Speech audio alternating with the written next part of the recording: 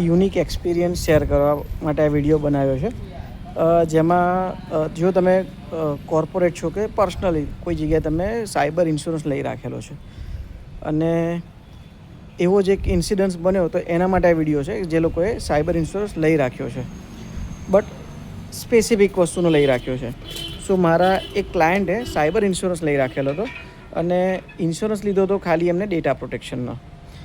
અને થયું એવું કે એમણે નો ડાઉટ ઘણું બધું કોમ્પ્લાય હતું, પણ એઝ વી નો કે 14 ઓક્ટોબર 2025થી વિન્ડોઝ 10 એ ડિસકન્ટિન્યુ થઈ ગયું છે અને એમનો આ દિવાળીની રજાઓમાં સાયબર એટેક થયો. એમનું સર્વર ઓપન હતું અને જે એન્ટીવાયરસ જે તે ટાઈમે નાખેલું, પણ જ્યારે અમારી કન્સર્ન ગઈ અંદર કે આ એન્ટીવાયરસ ઇન્સ્યોરન્સ માટે કેપેબલ નથી, તો પ્રાઇસ કોમ્પ્રોમાઇઝને લીધે એમણે એન્ટીવાયરસ વસાવ્યું કે ચલો આપણું એન્ટીવાયરસ આ જ હોવું જોઈએ, મને આ પરવડે છે, કારણ કે મારા ઇન્સ્યોરન્સ એજન્ટે મને સજેસ્ટ કર્યું છે.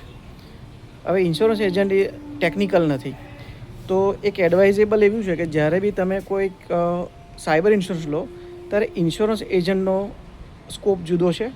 એ તમે ઇન્શ્યોર શું કરશે અને કેટલું કવરેજ આપશે, કેવી રીતે તમે એને ક્લેમ કરી શકશો એ કહેશે.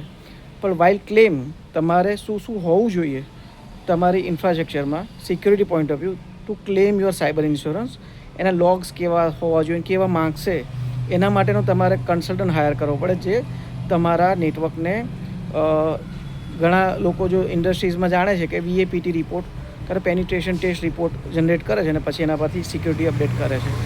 એવી જ રીતે આ ઇન્સિડન્સમાં એવું થયું કે રેન્સમવેર લાગ્યો પણ ઇન્સ્યોરન્સ ક્લેમ થઈ શક્યો નથી. સો તમે પણ જો સાયબર ઇન્સ્યોરન્સ લીધો હોય અને વિન્ડોઝ 10ના મશીન વાપરતા હોય તો તમે એને વહેલી તકે વિન્ડોઝ 11 કરી દો, જેથી કરીને તમે કોમ્પ્લાય થઈ જાઓ અને ઇન્સ્યોરન્સના ક્લેમ માટે તમે એલિજિબલ પણ થાઓ. Thank you.